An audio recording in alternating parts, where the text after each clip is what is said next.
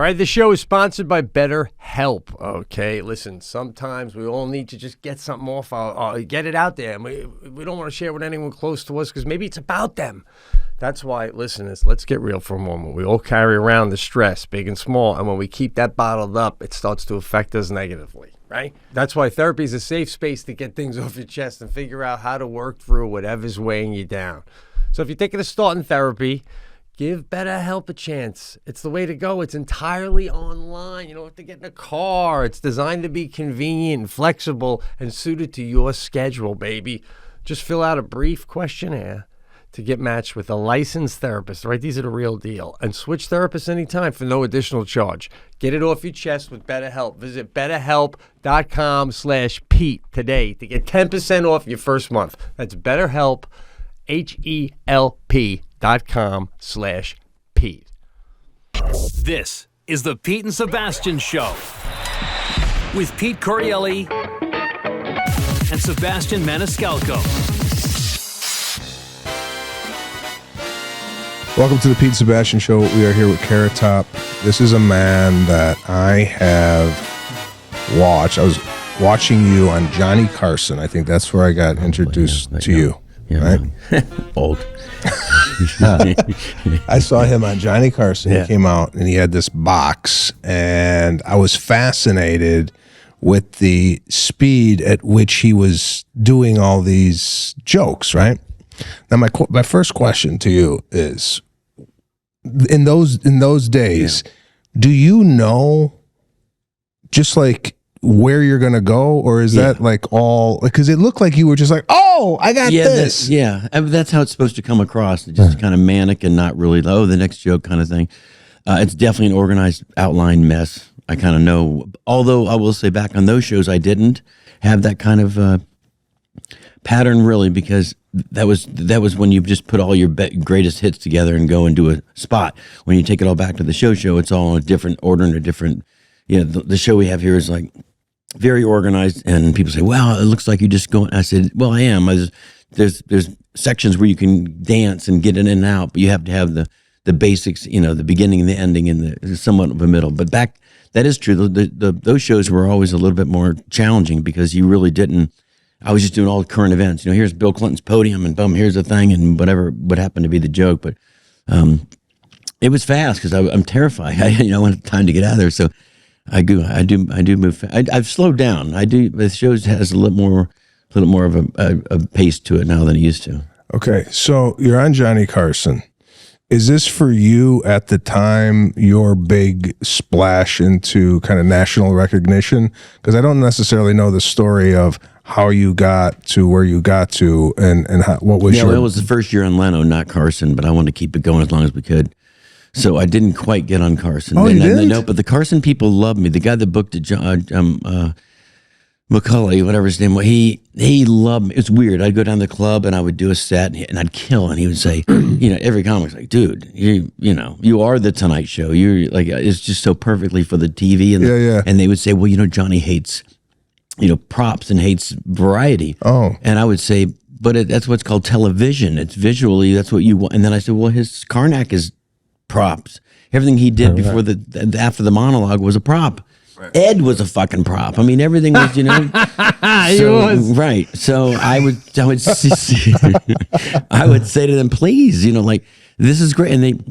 And he said, no offense to you, he probably would love you, but I just know if I brought him this, he would just, blow up. So I never ever, but every time he said, dude, all of them. And then I finally did. It was like, Johnny had just left, and I was on like the first week of J shows. But everything was still there. The same set, the same blue chairs, the studio that you watched when you were a kid, the gold star where Johnny stood. So it all really, and Ed DeCordova was still there. Everyone except, I think the band leader had gone, except Ed was still there. And he's in his little booth like, all right, let's run this thing. And it was the Tonight Show. And, you stand on that gold star and you come out and you're like, I think I'm, I can sell my car and whatever you call that and get rid of my job and do this. But, as comics, we always were frightened all the way to like, when is that point where you can just do it for a living? Yeah. What was your job? Oh my God, I had everything in the world from shucking oysters to working in a bank, courier, and that's when I would listen to comedy. I was a bank courier down in Boca Raton, and I'd drive from Boca to Jupiter every day and drop off bank reports. And meanwhile, I'd be in the car listening to talk radio, and it was my favorite. I'd just kill the day. This talk radio, Neil Rogers on 610 WIOD. Yeah. And I would listen, and then they'd have comedy things. Like almost every day, would be like, it's comedy hour, and they'd have 2000 Dixie Highway, West Palm Beach, the Comedy Corner. And I listened every day, and I said, I'm going to go down there and check it out. And I went down. It was like Foxworthy, I think, was playing, and I remember like, wow, this is cool. And I've already wanted to kind of be into comedy, but I didn't know, of course, I'd never seen a comedy club, And I went down there, and I was just blown away. And I went to go back again with a friend. I said, you got to see this. This is crazy. And they had a little sign out there that said open mic night is on Tuesdays. And so I asked or my friend did. I didn't even think about it. My friend's like, wait, when's open mic night? What do you got to do it? Well, just come down and, audition. So he sets me up for an audition. I said, I don't have a joke. I don't have any, So I went down there. I did like George Carlin jokes and Joan Rivers. I did, just literally their material. Mm-hmm. How can we, get on a plane and it was a Carlin, and she's looking and she's like laughing, and I couldn't. She's laughing, but she's probably laughing because this guy's doing George Carlin. Like, does he know he's doing George Carlin? I got done, and I said, it was. She's like, you're hilarious, and I said, oh, cool. And she's like, that wasn't your joke, though, was it? I said, the Carlin stuff? No, God, no, that wasn't George Carlin. She goes, okay, you're aware of that. I said, yeah. Do you have any your jokes? And I said, no.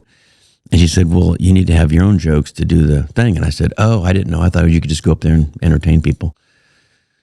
So I went home to my dorm, and I had a neighborhood crime watch sign that was on my dorm that we'd stolen one night in a drunk bin, thing. And I was just sitting there trying to draw a logo. And this is how stupid. I'm literally drawing a Carrot Top logo. And the name isn't still not even... Well, how'd you come up with the? I don't know. I swear there was 1,000 other ones that were in my head that I could have had them all written down, and I kept going back to Carrot Top because I don't know why. I mean, I could have been Queen Latifah probably. I don't think that's been taken yet, but I decided to go with. And I just was drawing it. My buddy comes in. He goes, "What's that?" Because I was a marketing major. He says, "Is that for school? Looks pretty cool." And I said, "No, it's my logo." He said, "For what?" And I said, "For my comedy career." And he says, You don't have a joke. I said, I know, but I have a logo now, so the hard part's done. I got the logo. And I went back, looked at the Crime Watch sign. At the same time, I was drawing this logo, and I said, that could be funny. What if I take that off, walk into the club and say, sorry, I'm late. I was in the neighborhood, and you probably get a laugh. And then I hold up, and I say, how good is our Crime Watch if they're not even watching their fucking sign? Look, I took this just to prove a point. That's how...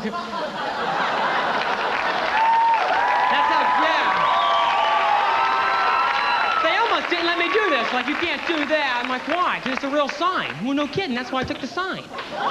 That's how good. That's what proved the point. That's how good our Crime Watch is. They don't even watch their own sign. We got Crime Watch in our neighborhood. Well, I got your damn sign. Figure it out. It's true.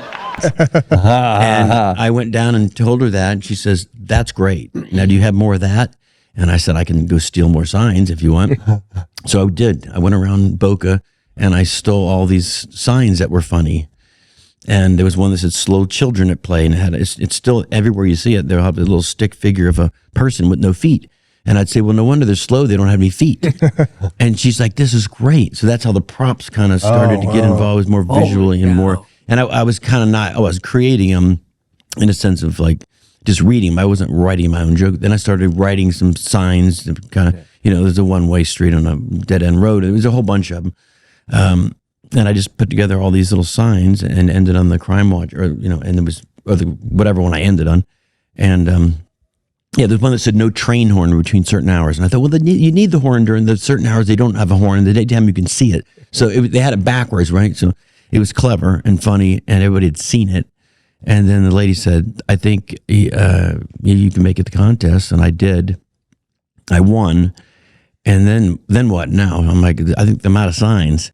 So I had to start thinking, how the hell can I? So I was thinking stand-up jokes. I had a few. And then I just started thinking visually again. So I started making props. I just started thinking anything possibly, ice tray with a level so you wouldn't spill it when you put it back in the freezer. I mean, it was just all these weird inventions, I called them, yet they were funny.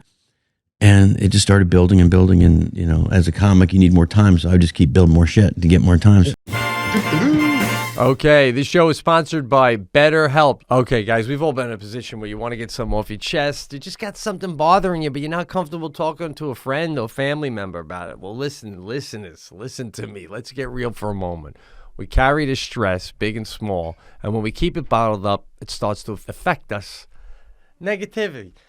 I've had that myself, man. I've had problems with stand-up where I'm thinking about crap and it's making me less funny because I'm so mad. And, I got to tell you, therapy is a safe space to get things off your chest and figure out how to work through whatever's weighing you down. And if you're thinking of starting therapy, give BetterHelp a try because it's entirely designed to be convenient and flexible and suited to your schedule because it's online, baby. It's completely online. Just fill out a brief questionnaire to get matched with a licensed therapist and switch therapists anytime for no additional charge. So get it off your chest with BetterHelp. Visit betterhelp.com/Pete today to get 10% off your first month. That's BetterHelp, HELP.com/Pete, P-E-T-E. Get that help, baby. Were you, as a kid, good with your hands? Were you building stuff? I would build like forts and stuff. I was pretty good at clever, but not building funny forts. They were funny things, but they were. People were like, wow, that's pretty crazy, like a 2-story fort. So I was crafty, and my dad worked at NASA. So I had my dad's kind of part of his brain, I think, part of the process of thinking and inventing things. And then some of them started getting really good. I'd start coming up with ones that are like, fuck, this is really good. You could sell this kind of thing. And then, it just kept going and going. And then one day I was on TV, and the next thing I'm sitting here with you. So, wow. Because that was by fast. I was telling my wife that you were coming on the show, and she's like, oh, he used to hang around Florida. She went to Rollins. Yeah, that's where I still have a house. Right. Oh, so you were right there? I'm still there. I'm going tomorrow back to Florida. Yeah. Oh, okay. Yeah, I go there every break. I have a house right by Rollins. Okay. Yeah, because she said she used to see you around town. So you come out to Las Vegas, and your show has, exploded into this.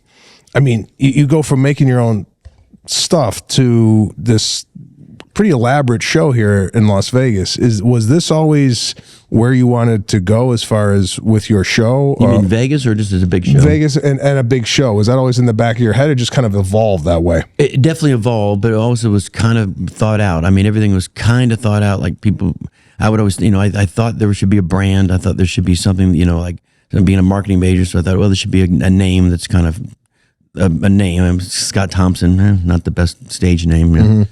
Carrot Top, not really a good stage name, but I stuck with it. But then like an image, which not really changed. I was like surfed a lot, so I really didn't make this to look like this. This is how I looked my whole life as a kid too. But it just worked for the image. I thought, keep my long hair and da-da-da-da. But when I first started, I mean, literally like the first, not even a paid club, when I would go do like things you'd win like a Walkman, those kind of things, contests.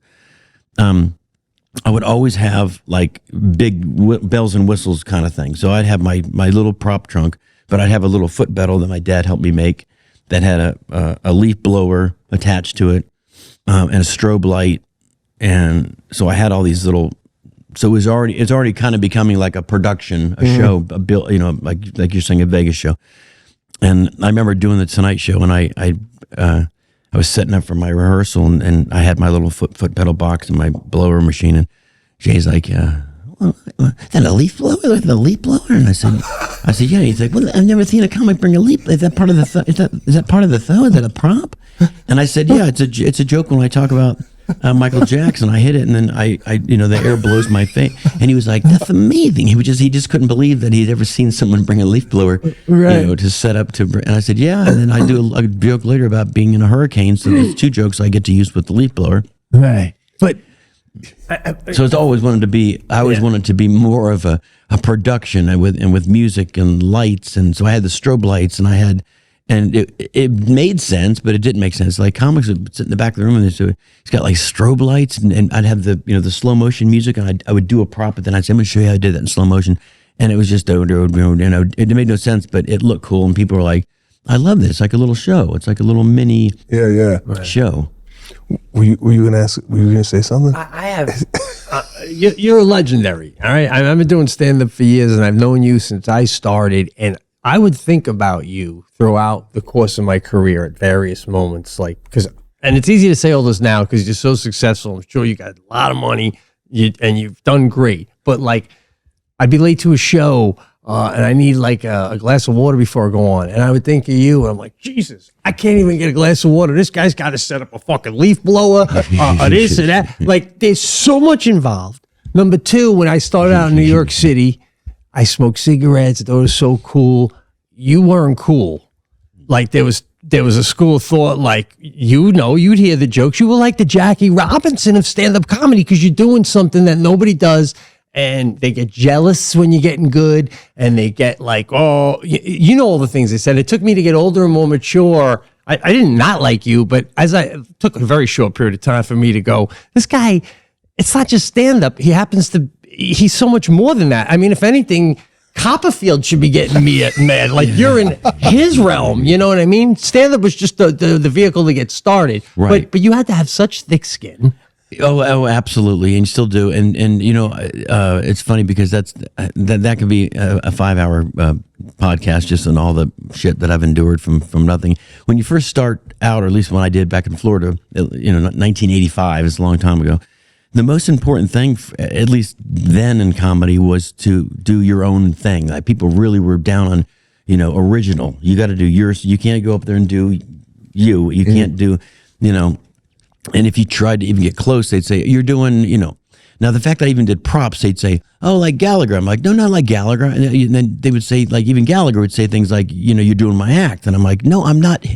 You hit watermelons with hammers. I hit cantaloupe. It's a little different, just to be funny with them. But I'm like, no, I don't hit fruit, and I don't do anything remotely close to you. And then Gallagher could be accused of doing Steve Martin's if we're just saying anyone who does anything. Accused. So I thought the best thing I could do, especially that, is be so original that I can't. Not one comic when I walked in the club could say, oh fuck, and he's stealing all, because that was a big deal. Right. I was so proud of myself to walk in a club and say, no one's doing a fucking neighborhood crime watch sign. No one's doing this, a stolen bank tube and all this stuff that I was doing and creating. I was doing, and it was also original that you think you get more love, but you would get exactly the opposite.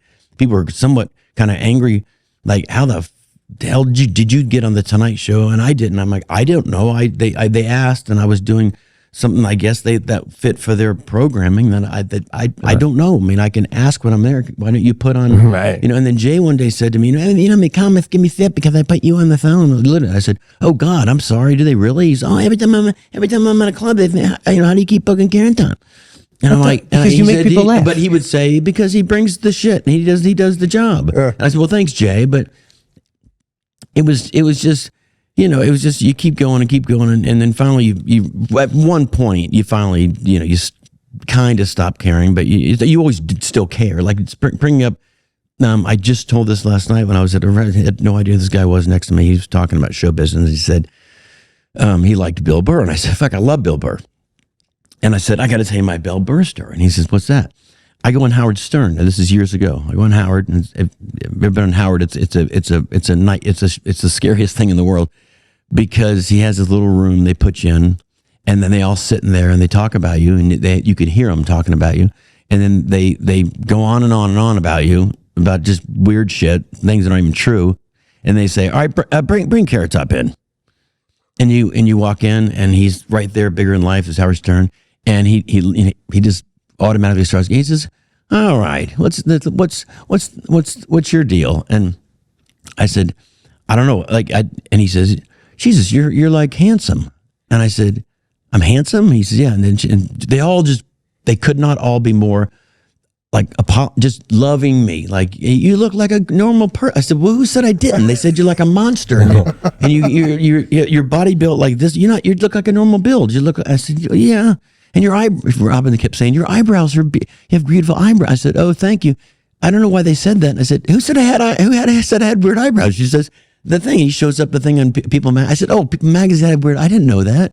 And we just go on. And he says, what do you think of when comics give you shit?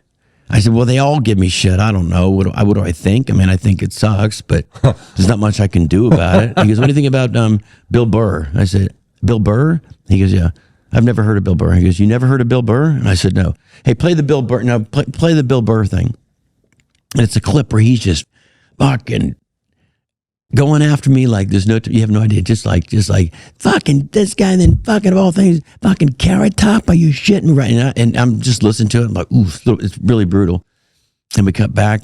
Then he's like, so like, what do you think about that after you hear that? I said, well, I feel horrible. I feel like, yeah, I'm glad you played it, I think, but I've never met Bill Burr, so maybe he hasn't seen my show. Maybe he's going off, what every other comic wants to say about me. Maybe he wants to see the show. And then next thing I know, Bill Burr is like my best friend. I mean, he literally was like, I was an idiot. I didn't, like you just, that's what made me think of that. I didn't know. I just went off everybody else, everyone hates Carrot Top. Why not hate Carrot Top? So it's like, I hated Carrot Top. And then he met me and saw me and performed. He says, holy shit. So he was, Right, yeah. He's definitely a friend and a fan now, but Yeah. it also takes time, I think, when you get in the career where you get someone that compliments you, that is like your mentor, Then you think, okay, I've done something, like so all these comics in their basements in Nebraska, all over the internet, all over the world, just Carrot Top. And of course you listen to them and you read them, but you don't really, you just go, okay. Then you get someone like George Carlin who walks up to me and says, you're the funniest motherfucker I've ever seen, right? So I'm like, well, that's very sweet, George, but I'm not. And he says, no. The paper cups and string joke? And I'm like, oh, well, he knows it, right? I said, yeah? He says, fucking brilliant. And I said, oh, thanks. And he goes, now how the hell did you come up with that? And I said, well, it's like me asking you, how'd you come up with the stuff bit? I mean, it's brilliant. Yeah. I don't know. I just came up with the thing. He's like, yeah, but how did you process of, I said, I don't know. It's probably like he breaks down. So the joke is it's a paper cup and string phone. And this is 1988 probably. So I said, everyone remembers the paper cup and string phone, right? Everybody, hey, what's going on? You sound close. Well, I'm right next to you, I said, we need to update this, an updated version of the cup and string phones. It should be, so I said, let's make a new one, So I said, hey, what's going on? I got to call you back. I have another call. And another cup came out for call waiting. Right. It's dumb, but it was clever. And then I got to call you back. Yeah, I'm on another call. Let me call you right back. So and then I had 3 cups. Hey, it's conference calling, And then a clear cup for all caller ID. I know it's you, pick up. I'm looking at you. So George is like, yeah, just fucking brilliant. And I say, well, thank you, and you get that compliment from someone like him. Yeah. I got one similar from Seinfeld one time that just said that he liked my stand-up, not necessarily my props. He thought my stand-up was funny. And I thought, oh, that's cool. Well, you're just demonstrating some of the stuff like Seinfeld says. He could do a whole bit about, why don't we just have 2 cups, a cup and a cup? Like, you're just showing it. So you had the same mind, man. Yeah. That's great. I mean, yeah, you do kudos to all that you've become, man. So, I mean, thank you. The show is sponsored by Prolon. All right, guys, these days a lot of people learn about all the benefits of fasting, right? Like weight loss, mental and physical performance. Not to mention you look fantastic when you do that, when you fast. It gives your body time to focus on other parts of your body instead of getting all that crap food you've been eating down. I just riffed that. Introducing Prolon. It's revolutionary. It's a plant-based nutrition program that nourishes the body while making cells believe they're fasting. Wow. Researched and developed for decades at the University of Southern California Longevity Institute. Oh, man, I'm surprised Sebastian doesn't know about that, please. Prolon helps promote healthy blood sugar, supports cardiovascular health, and reduces abdominal fat. Prolon isn't a diet. Prolon is a science. There's a difference. Science based on Nobel Prize-winning discoveries in medicine. Boom. If you're not going to believe the people of Prolon, who else are you going to believe? They're winning Nobel Peace Prizes, okay? It's convenient, I heard. It's backed by Nobel-winning science, and it works. Listen, you tell me Nobel, I'm trying it. And it's no wonder why thousands of other people are trying it around. Doctors are now recommending Prolon. Right now, Prolon is offering the Pete and Sebastian Show listeners 15% off their first 5-day nutrition program. Go to prolonlife.com/Pete. That's Prolon, Prolon, life.com/Pete for the special offer. That's prolonlife.com/Pete. So you mentioned the bank teller tube. Yeah. My question to you is, your process, do you see the bank teller tube and go, I'm going to do something with this, let me take it? Or in the moment, do you see that and go, oh, this would be a good joke? Both. Yeah, it's both? Probably the same way you write. Yeah. Yeah, with the props is probably. I mean, with me, I don't know how other prop guys do, but it's both. Sometimes I'll see something like a bank tube, and I'm like, What's the bank tube well, joke? there's two things in the bank tube. The first, I took it because then I had all the stolen stuff, the Crime Watch sign. It kind of became like, this is not easy to get. I had to get this, for you people. And they would laugh, and I say, and then I'd hold just the tube up. You know how hard it is to get a bank tube, and then that would just be like another stolen thing. And then I started thinking, well, this should be a joke, not just I have a stolen bank tube. So then I put a gun and a note in it. I said it's like a bank robber, a dumb bank robber. You slide the gun and the note over to them. This is the pickup giving him. Oh shit, we're getting robbed. So then it became more of a clever joke. So I not only stole it, but then I made it's a good solid joke. You could say it for Polish people. Hey, it's a Polish bank robber. Hey, give me all your money to shoot yourself. Fuck, we're getting robbed. But when you do that, is there also a part going, all right, now I got to bring the tube. That's going to take up more space in the trunk. Then you get another trunk, and then so the problem, bigger problem. Like, have you ever thought of something where you're like, it's so funny, but it's just not logistical to bring that on the road? Oh, absolutely. Yeah. Oh, yeah. I had a sofa joke that I forgot what it was, but we were on the road in the bus, and I said, it was a kitchen sink. This was. I have everything. I have everything, literally including the kitchen sink. So we're just driving down the road, and it's a big junkyard, and there's a kitchen sink. I'm like, hey, stop the bus. How much you want for the sink? $5. Take it. Please take it. So that night we're doing the show, and I said something like, people ask me, got everything. I said, I got it. And even down to the kitchen sink, and it just nothing. So I thought, throw it back on the side of the road. Well, I got everything but the kitchen sink. And then you go, wait, I stand corrected. Yeah, that's what I get. That's about what the joke was. But it was too much. It was too heavy, and it didn't get the payoff that you needed. So that's great, though, because you're like, this thing has to be huge because I'll get a hernia carrying this fucking thing up. Exactly. So everything, and you try to keep it all something also clever. I never liked holding up something that I didn't create with it, if that makes sense. Like the bank tube. Yeah. It was funny that I stole, but it wasn't funny because it's just a physical bank tube. So the gun thing, then it was a joke. Yeah. I was in one of my favorite props for years to go. Come after this was the shelf life was same thing. I was at a junkyard or somewhere, and I see this plastic toilet. It's about just this big. I'm like, God damn it! Something funny about a toilet, but I just buy it. It's a nickel. And I sat on it forever. Not sat on it. I sat with the prop forever, and then it hit me. I'm like, I got it. So I took the toilet and I screwed on this bracket, and I put a plate next to the toilet. And I said, it's a plate for bulimics. That way they can eat and throw up at the same time. Here's a plate for bulimics. Okay. A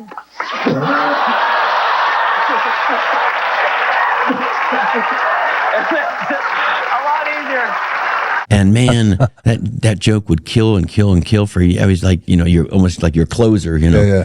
And I did it on the Tonight Show. I never forget that because it killed. And I came and sat down, and Gary Shandling was the guest prior to me. And I was so nervous, and I just loved Gary Shandling.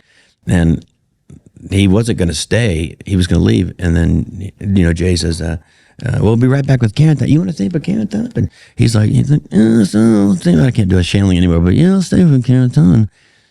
He laughed at the funniest part was having the camera on him the whole time. I'm on my set, but he was laughing so hard they kept cutting to him laughing, and even Jay was kind of like, Jesus Christ, it's so funny.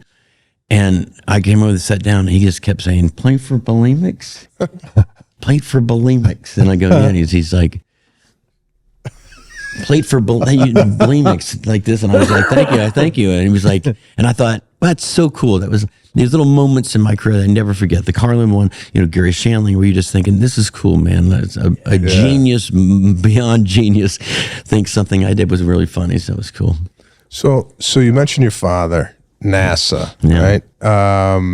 Were your parents supportive? It sounds like they were. He's helping you build stuff. My dad would help me, and then the beginning it was not so much. I wouldn't say not supportive, but they were just a little bit not into me going into comedy. Not in a bad way, but they just were like, "You're not funny." And I said, "I know. That's the weird part."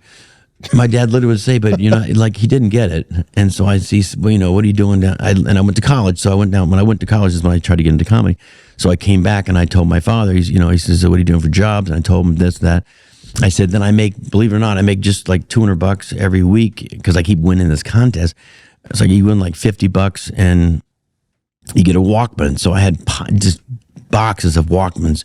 And I come out and give everybody Walkmans. The fuck is a Walk? I said, well, I keep winning them. So my dad's like, where'd you get a Walkman? I said, I won this comedy contest and I get, $50. And my dad's like, comedy contest? And I said, yeah. You're in it? And I said, yeah. He says, what does that mean? I said, well, I go up and I tell jokes and do stand-up comedy and they give you this junk and, $50 a week. I keep winning. So I was paying my bills, kind of. My dad literally said to me, he's like, but you're not funny. And I said, I know. That's what's crazy. I said, you'll have to come and see that because, me as a kid, I was so shy and so quiet. I didn't do anything. I mean, I never told a joke. I never did anything, but I was kind of, my friends I were, but not my dad. I was scared to death about my father. I didn't say a thing to my father, but around my friends, I would be the first one to come up with a joke. Like we're all sitting on the beach and this cop came up.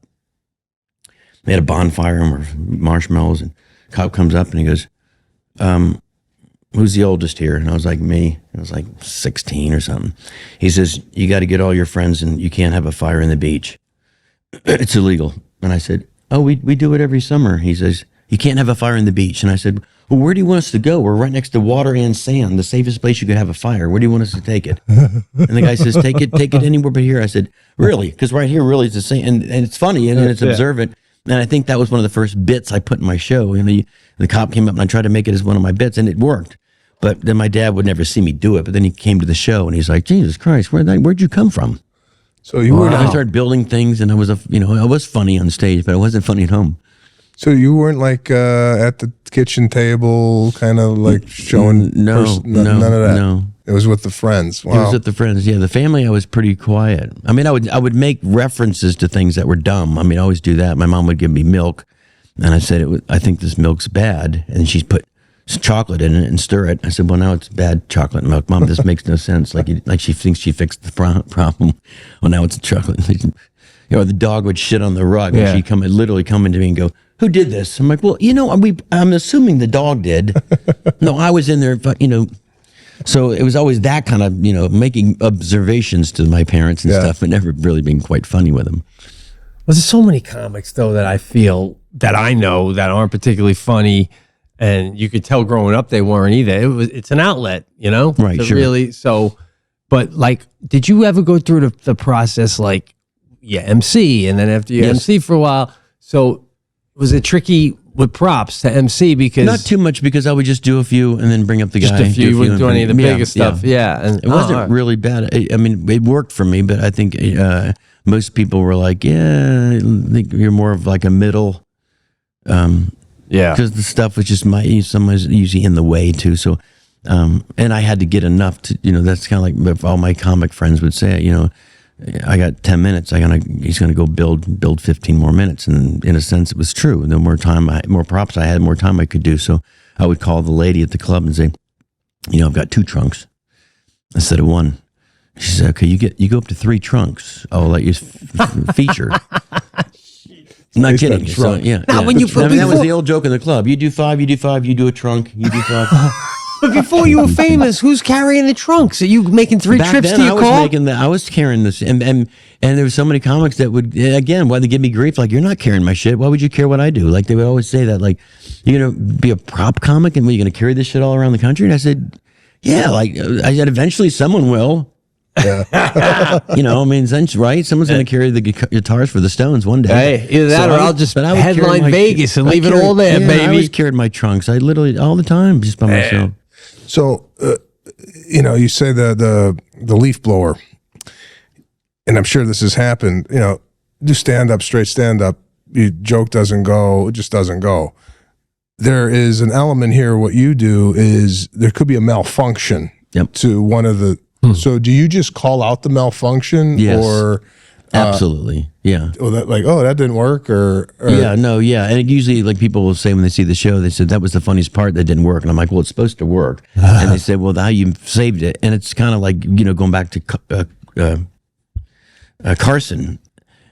I think every comic, learned from him and kind of probably not steals some of the things that he's always known for, but he would always save a joke. That was his fame as thing he could do. Yeah. when he was up there and he goes, turns out that, and then the thing, and he'd go, so yeah, like whatever he did to save it, and it would save it just by him making fun of the fact that it ate shit. And I thought that, so I've always done that. The show is, if something eats it, I'm the first to say it. And what I do sometimes now, like last night, I just did it 3 times in a row, and the crowd didn't understand what I was doing.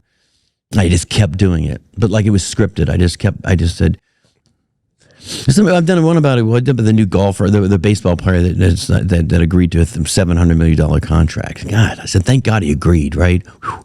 You know, because and then I did like some dumb, like, you know, Caesars had offered me $1,500 to move to that hotel, and the crowd always laughs. Well, Little Caesars, and it's just a dumb joke, right? It was one of those, and I just kept doing it, and then they finally, I said, like they kind of figured out, this is how we're going to do this. Right. Yeah. He just kept going, you know. The first gay coach in the NFL, you know. I said, did you hear about that? The first openly gay coach. I said, no, thank God they had the whistle ready. And the sound effect guy plays that, whatever from the, what is that song from the disco? Yeah. Donna Summers. But it's the whistle that goes, so I said, thank God they had the whistle ready. Holding, right? Kills all the time. Last night, I don't know why, he got nothing. So I said, you didn't hear about the gay coach? I said, yeah, first gay coach. And thank God they had the whistle ready. Still nothing. I said, that's weird. Have you heard about that new gay coach that's in the NFL? And I did it like 3 times. And by the 3rd time, they're all howling. And I said, there you go. That's how we do it. And then they were like, and now they're like, it was great. It was just had to kind of wake them up. But if something misfires like a prop, it's the worst. Because especially if you're on TV. I was on with Jay again, and I had this purse that shoots tampons, and it was my closing joke.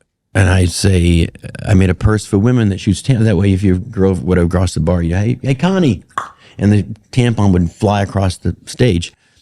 And I'm killing it. It's the last. We get time for one more. I said, okay, one. It's always frantic, one more, and I would kind of make it that way too. Oh, wait, Jay, just one more, Jay, one. And I said, here's one just for you ladies. It's the person that shoots tampons. So that way, boom. That way you can get the, fuck. I said, it's supposed to be a lot funnier if it shot across the tampon would shoot right where Jay is. And Jay's like, all right, no, Carrot Top. And so I bring it over, put it down. We go to commercial, and I said, we come back to me, it's going to be fixed. So we can, so he said, yeah. So we get it fixed. And John came out and fucked with it. It's all ready. And he says, yeah. And I came back to him. We're back with Carrot Top. And I went, and then it got a big laugh, and I said, see, Jay, you live by the sword, you die. I said, yeah, I know. But it's not often that's happened, but that was one that I remember going, God damn it, live television, fucking shit. Right. So how do you get to Las Vegas? Is this something that... Just take the 15. Well, how long have you been here? You've been here for quite some time. I've been full-time at the Luxor for 18 and a half years. Wow. Does it change a man? It's changing. Does Vegas change a man? Does Vegas change a man? Yeah. I mean, I think is it changing man? Is it changing? Does it change a man? Yeah. Fuck, it does. It does, right? I mean, when I first started, and this is 20. I had like 10 years at the MGM Grand prior to this. But it was in a full-time residency. It was just kind of when you come in and go out. So it was that, but it still was, a substantial amount of weeks. So that's when I really got to know George Carlin, because he was working in the same room that I'd work. I think where Copperfield is now. So it was 10 years of that, and then 18 and a half here. So when I first started doing it, ooh, man, I was terrified of Vegas. And I mean, terrified. It was just something about it. I didn't know how to do it. I could go on the road and do a theater and do a college and 5,000 people, and I'm at Notre Dame if I could kill. Wow. And I get to Vegas and I would eat it. And I'm like, how's this happen? I mean, literally the next day, go kill, come back to Vegas, bomb. Go there, come back, bomb. And I don't know what it was. It just took a couple of years. Jeez, it took more than almost second year into the Luxor deal. Because I reluctantly wanted to take it. I'm not going to do it. Fuck, I'm going to kill myself. I mean, I really did not like Vegas at the time. So they asked me, want to do a residency? And I was like, no. Mm-hmm. And they came back and said, you sure? I said, like a year deal, 3-year deal. I said, well, I'm not signing a 3-year deal. No way. Somehow they got me to sign a 3-year deal, so I'm a year into it, and I'm miserable. I'm still staying at the top of the Luxor at the time. Wow. So, you do your show and you go sideways up to your room, and it was a mental thing. I don't know. I was losing my mind, and a couple other buddies that were like, dude, you're killing it. I said, I'm not killing it. They said, no, it's a whole different thing. It was everything from the rooms are different, the people are different, the energy's different. And then one day, I don't know, seriously, it was one day, I was like, I got it. I don't know if I got just the confidence or kind of got, I'd see other people's shows and I said, I want my show foolproof. And it was like, that's impossible, dude. I said, no, I see shows that are like foolproof. It's just so well done. There's no way you can mess it up. It's too good. And my show is not good, but it's just good enough where I think I can get it down now. And it took almost 18 and a half years to really get going. Well, what about I want to talk about when you're up at the Luxor, not doing the show. Are you like, especially a Florida guy, and now you're up there, you can't come down. Everyone's going to be. I lived like you. I was in jail, and to go down. I'm going to go get a cup of coffee or go get lunch or go. You got to go down the thing through the lobby, through the casino, get to the valet to get your car. He was just like, oh my God, I was miserable. You're just a cuckoo clock, right? Literally. Every day you come down at 7 o'clock. Literally, right. Go back up. A lot of money. But but not the way to, so I finally, when I got my house, that also changed a lot. Right when I got the house, I had a real life and I could walk out with my dog and, in my yard it changed a lot. Cool. And then when you go into work, you're stoked about it. And it just took a long time to get it down Vegas. For me, at least, it was just a different beast. Yeah. So over the 20 years or 25 years that you've been here, how has it changed for you as a performer? Are the audiences different? I mean, we know the town is different. For me, coming here, I look at the landscape of the town. I'm like, it seems like it's a town on the cutting edge of technology and I don't know. I feel like when I come here, it's almost coming into the future of tunnels, Tesla cars, and whatnot. The sphere, all this stuff. Sphere. Yeah. It's definitely changed. I mean, in your eyes, for the better? Do you? Well, I mean, I do a joke in the show where I say, you got to check in. Your room's not ready. Are you cleaning it? No, we're building it right now. So. And it always gets a laugh because they literally are building hotels as we're sleeping in them, but we're knocking them down to put up new ones. But yeah, I mean, I guess it's just for me. It's just so much here. And when it sounds like the old guy, but when I started, there was like a dozen shows a night. I mean, literally. There was only the big hotels, Caesars and Boom, and there was no New York. There was no Mandalay Bay. There was just the MGM Grand, and Luxor were just built. So there wasn't a lot of. If you're going to go see a show, you'd know a handful that people would be at. But now, any given night, you got the Rolling Stones, you got Adele, you got. I mean, Cirque shows out the. I mean, it's unbelievable. So. I was always just on because I live here now. I was like, God, I hope we're not overbuilding this city, and I hope we don't, thin it too much. Yeah. Because you want to have every casino busy and full. That's what makes people feel good. Yeah. So Las Vegas is known for having a lot of entertainers come through. Are you ever in the back and you get like a notice?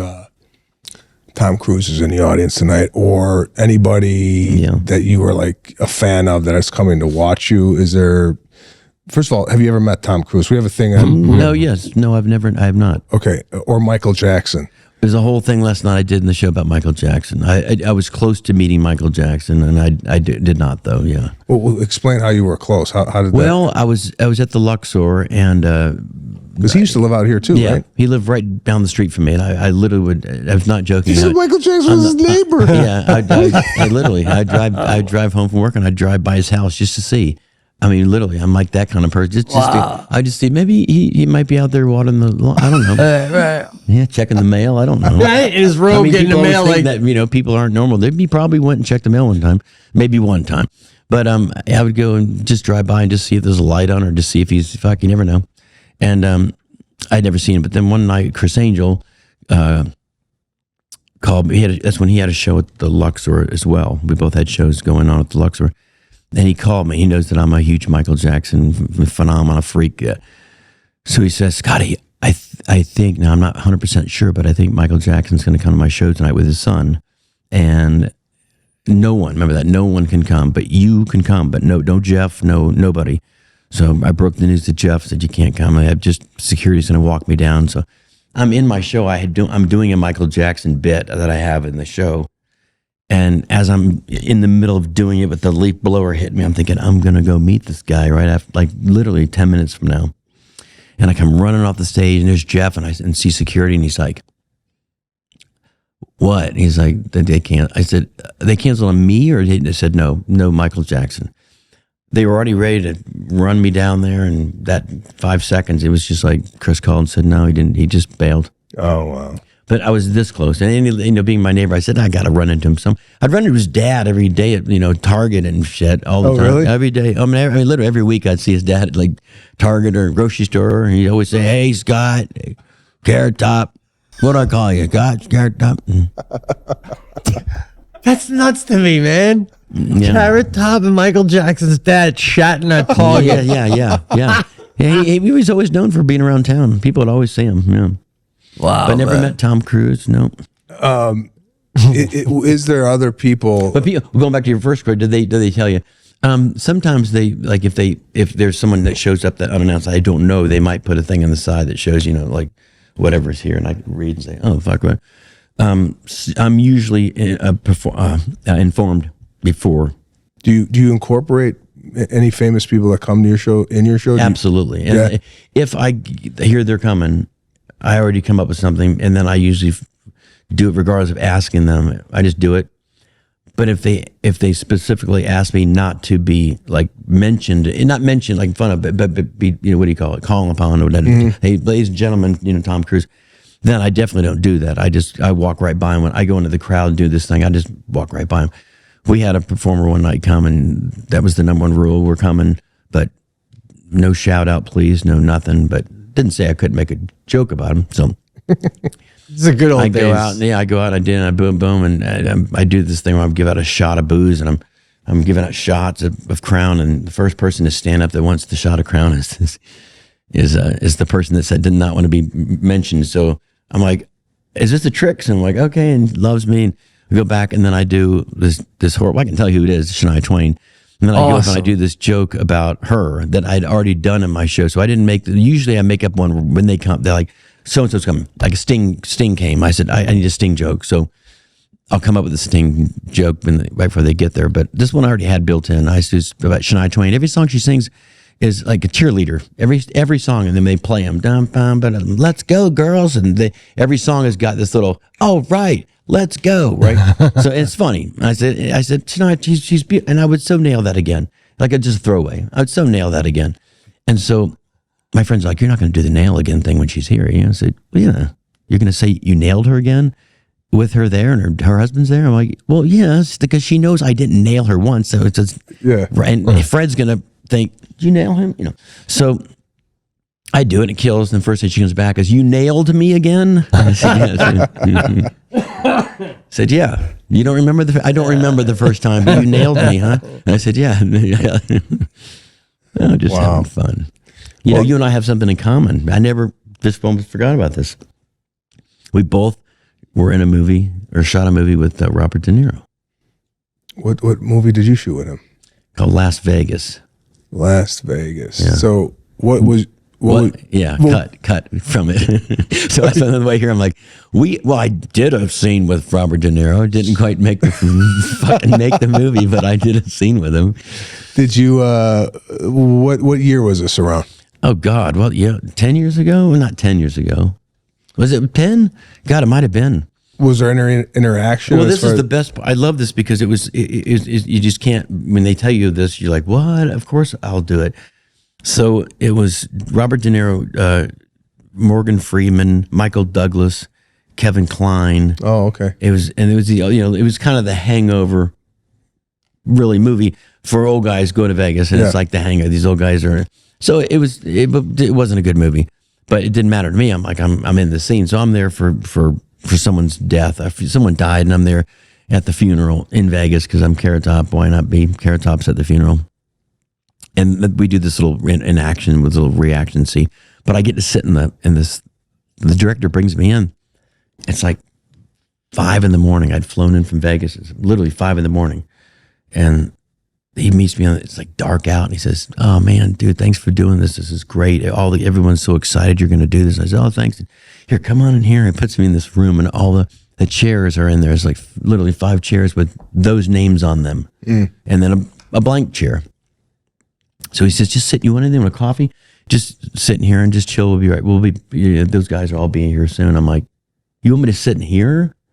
And he goes, "Yeah." And I'm like, "I don't think I should be sitting in here if are they just going to come walking in?" He goes, "Oh no, fuck, they're not."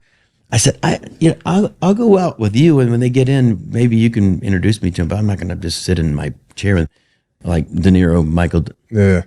And he said, no, just like, weren't we filming it? I was like, we got to take a film. Oh, John, who went with me? John. So we're filming it. I'm like, look at this shit. And then that's where I'm supposed to sit. Fuck. I'm terrified. And then all of a sudden, boom. I think it was Michael Douglas came in. He goes, "Hey man, how you doing?" I said, "Great." He said, "Fuck, are you in this film?" I said, "No, I just came in from just to say hi."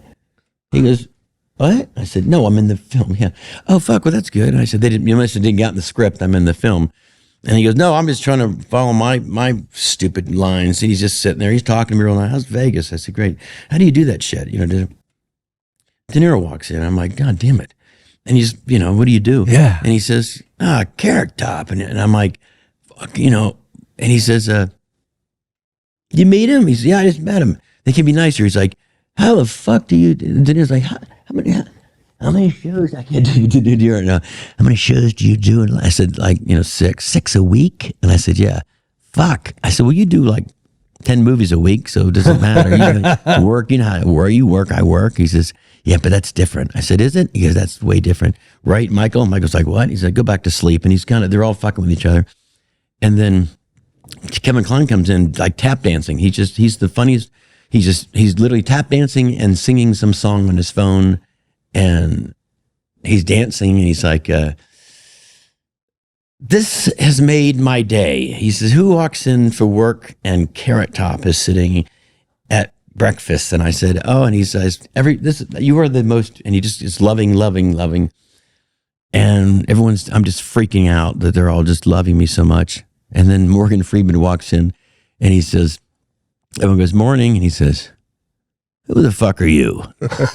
And I said, "What's that?" And De Niro says, "It's Carrot Top." And he goes, "What?" And Michael Douglas says, "It's Carrot Top." And he says, "The fuck's a Carrot Top?" And he goes, "It's carrot." I said, I'm a fucking Carrot Top." And he goes, "Well, what does that even mean? Why are you in here? Swear to God, why are you even in here?" I said, "I asked the same question earlier. The directors told me to sit in here. I don't know. I thought I shouldn't be in here." He goes, "You shouldn't be in here." I said, "That's what I said." And I go to get up, and Michael Douglas, "No, you're not going anywhere. Sit down." And Darren's like, No. He says, you get out of here. Now they're all fucking with him. And he goes, "No, seriously, you got 5 seconds to get out of here." And I said, "I'm going to go." And I got up and I walked out, and the director goes, No, go back in there. I said, "No." "No, just go back in there." Fuck no. So we went out and shot all the scenes and we went to leave. He says, "Makes you feel any better? I still have no fucking clue who you are." I said, "It doesn't matter. I'm leaving now. I'll be back on a plane, but it was very nice meeting you." You must enjoy his films moving forward, huh? Who the fuck is this guy? Well, when you're in a situation like that, you think, "Oh, I shouldn't be there," but then you end up becoming like the guy that they all love. And No, they did, not him. They all loved. But that took you by surprise. I mean, that Michael Douglas. Yeah, and Robert De I Niro, thought he would come in and say, too, "Oh, my Carrot Job, this is crazy. We're on a." It's a horrible impression of all my impressions are the same. Do you have any favorite shows that you like to go see in Vegas? Do you go to any of these shows? It's hard to see shows because of the times that, Yeah. even our friends in town tonight, it's like my show's at 8, their show's at 8, So sometimes I'll catch the end of one, or like the last time, I think we got lucky the last time the Rolling Stones performed here, and not this past time, but the time before. Someone on our crew someone's family member got sick, like he couldn't come in, but like the hour before. And I'm like, I wonder if I can go to the Stones. I mean, fuck, it's an hour before they start. So we got in, but it wasn't like I would have probably, if I'd prepared to get better tickets. But last night I do a big show. Elton John used to play here a lot. He'd play on a Sunday that I'm off. I've seen a lot of shows here. I try to see them all, so I'm aware of them. But So you're still doing six shows a week. Six shows a and week, Sunday you have off. Sunday. Sunday's your night off, and you're at the Luxor. Yeah. Wow. Every night. Well, Wow, man, man. this has been great, man. It really we really has. appreciate you coming Yeah, in and thanks for talking doing with it. us. Thank you for doing This is Carrot Top. He is in Las Vegas 6 nights a week at the Luxor Hotel. Go see the man. He is a joy and a super talented guy, and we are happy that you. And an American treasure, you're supposed to an say. American treasure. Really are, dude. Did you love when people say that? You're an American treasure. That means I'm old as dirt. I don't know. I'll tell you the rest of my life. Fucking Morgan Freeman, I got problems. No, yes. I do. I don't even. I don't know I used what to think did, he was but I did down to something. earth. I used to think he was down. Not anymore, man. I did something.